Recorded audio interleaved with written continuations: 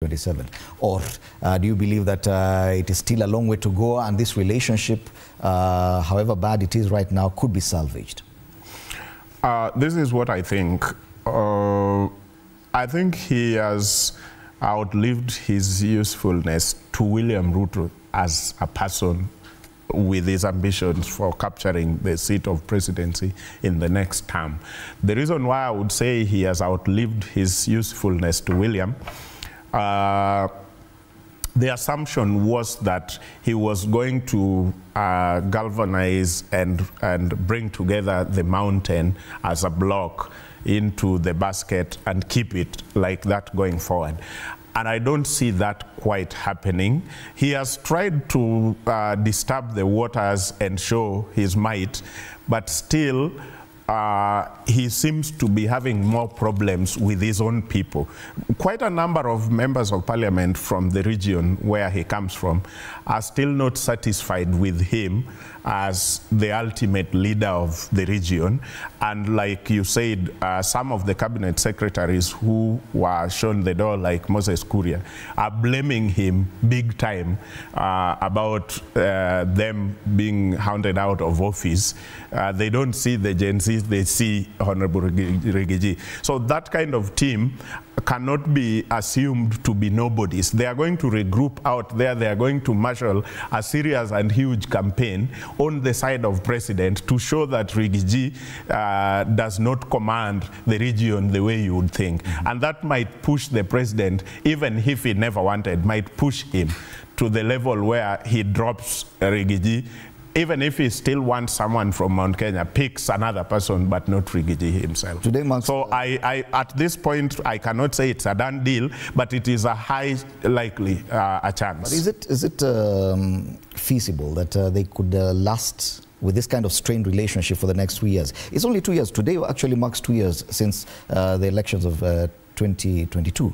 And you can see within those 2 years, there's been a lot of strained relations, probably the last 1 year or so.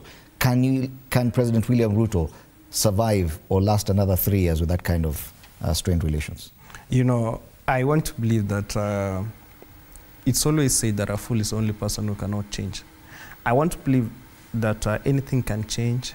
Rigathi also can also change from it. So you've seen he also seems to be fighting the same government that he's in, and it makes uncomfortable some of the leadership that is in the government. I want to believe that he can still change on how he does his politics and give confidence to his party and his region. But then you will study that even in Rigathi to be appointed as a running mate to William Ruto, everyone was against him, even the members of parliament. At some point, members of parliament from Mount Kenya were given a chance to go to a room and talk and bring one person. And the whole team brought Kindiki. It is in the public domain. But then now, Ruto himself was pro-Gachagua. You get it? And he went ahead and convinced the other leadership that let me work with this guy. So you will still see the same thing. And you know what those members of parliament are arguing about Rigathi Gachagua, it is still the same thing they're arguing about today. They have been a complaint about his arrogance, his dictatorship style. You get it, eh? And now we have another thing, his tribal lens. One of the things I know Mount Kenya would admire today is that they will want to have a president of their own. They would have somebody from the region becoming a president of Kenya. But one of the things they will observe is that can you get some force from the other region of Kenya? So Rigathi have shown to be more tribal, and he's showing it to the other regions, whereby other people fear him now to be the leader. And now, Mount Kenya have always shown to be more wiser.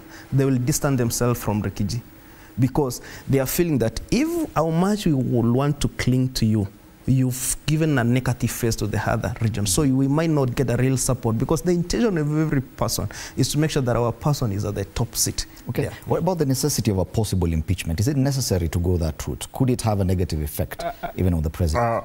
This is what I think.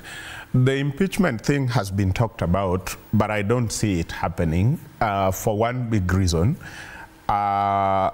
William Ruto as the president of the country is just coming from a big, huge possibility of him going home. Because, Fred, this is the truth. If on 25th June this year, there was a mind that was fully fixed on sending William Ruto home, that day he would have gone home. Because The police was completely overwhelmed. Ruto was almost at the brink of giving up. If that team were turned from Parliament to State House, they would have gone. That evening, they would have gone to State House. Irrespective, maybe 100 would have been killed, 30, 40, 50, or whatever, but 2,000, 3,000 would have gone to State House. Now, Ruto is coming from that, something that was very close. He does not want to open another war, because, again, when you sit in the seat of power like what Rigathi sits in, it is very unwise to imagine that you are a nobody, to imagine that you can take everything without a fight. You will take things but not lying down. So he does not, I don't see William Ruto wanting to go that route to open another.